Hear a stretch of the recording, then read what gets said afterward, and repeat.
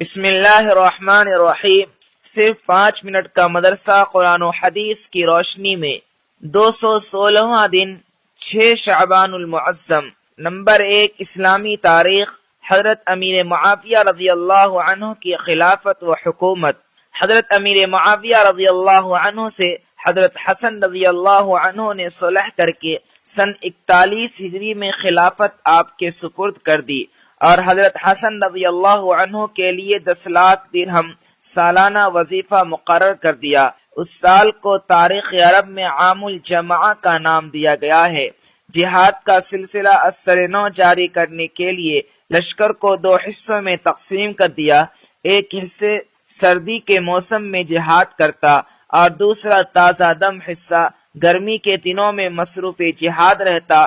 آپ نے رومیوں سے 16 جنگیں لڑی اور لشکر کو وصیت فرماتے کہ روم کا گلا گھونٹ دو۔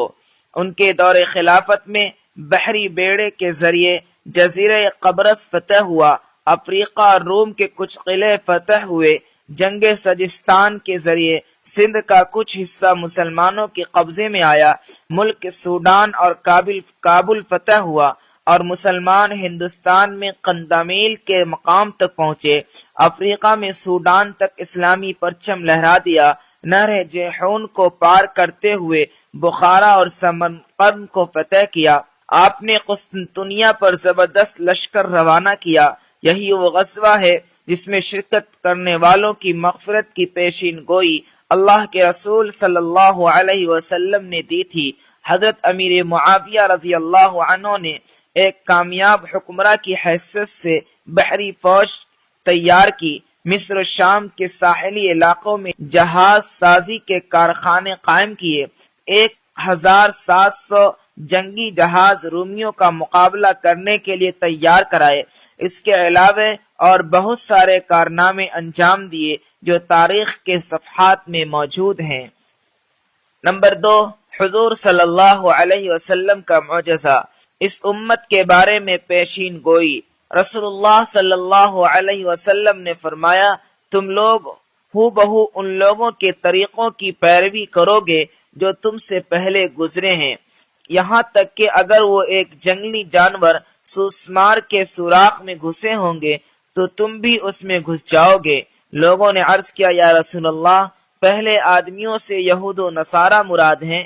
رسول اللہ صلی اللہ علیہ وسلم نے فرمایا، اور کون؟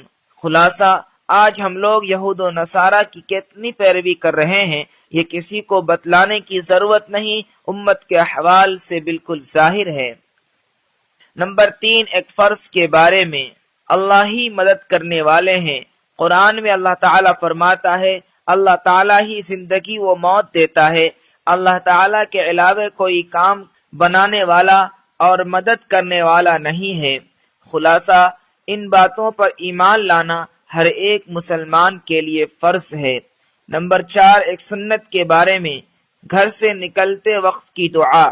رسول اللہ صلی اللہ علیہ وسلم نے فرمایا، جو شخص اپنے گھر سے نکلتے وقت یہ دعا پڑھے تو اس سے کہا جاتا ہے ہر چیز کے شر سے تیری حفاظت کر دی گئی اور شیطان اس سے دور بھاگ جاتا ہے۔ دعا یہ ہے، بسم اللہ توکلت علی اللہ لا حول ولا قوت الا باللہ۔ ترجمہ، میں اللہ کا نام لے کر اور اسی پر بھروسہ کرتے ہوئے گھر سے نکلتا ہوں، نیک کام کرنے کی قوت اور گناہوں سے بچنے کی طاقت اللہ ہی کی طرف سے ہے۔ نمبر 5، ایک اہم عمل کی فضیلت۔ یتیم کی پرورش کرنے والا۔ رسول اللہ صلی اللہ علیہ وسلم نے فرمایا، میں اور یتیم کی پرورش کرنے والا جنت میں اس طرح ہوں گے۔ آپ صلی اللہ علیہ وسلم نے اپنی شہادت اور بیچ کی انگلی سے اشارہ کر کے فرمایا، یعنی جس طرح یہ دونوں انگلیاں قریب قریب ہیں اسی طرح میں اور دونوں قریب ہوں گے۔ نمبر 6، ایک گناہ کے بارے میں۔ بخل و کنجوسی کرنا۔ قرآن میں اللہ تعالیٰ فرماتا ہے، جو لوگ خود بھی کنجوسی کرتے ہیں اور دوسروں کو بھی کنجوسی کرنا سکھاتے ہیں اور جو کچھ اللہ تعالیٰ نے اپنے فضل سے ان کو دیا ہے اس کو چھپاتے ہیں، اور ہم نے ایسے نافرمانوں کے لیے ذلیل کرنے والا عذاب تیار کر رکھا ہے۔ نمبر 7، دنیا کے بارے میں۔ دنیا کی چیزیں یہی رہ جائیں گی۔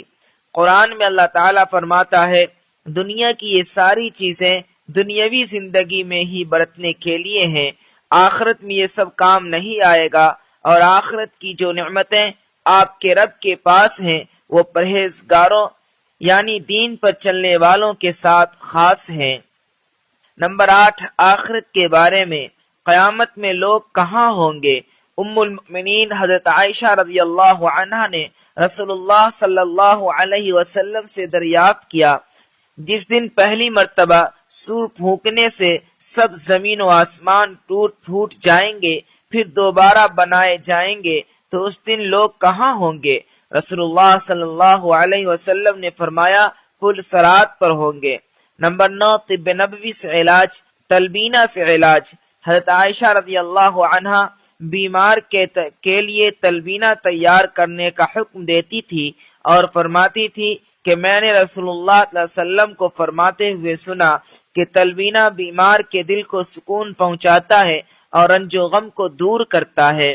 فائدہ، جو کو کوٹ کر دودھ میں پکانے کے بعد مٹھاس کے لیے اس میں شہد ڈالا جاتا ہے جسے تلبینہ کہتے ہیں۔ نمبر 10، نبی صلی اللہ علیہ وسلم کی نصیحت۔ رسول اللہ صلی اللہ علیہ وسلم نے فرمایا دنیا میں اس طرح رہو جیسے کوئی اجنبی پردیسی رہتا ہے یا راستہ چلتا مسافر۔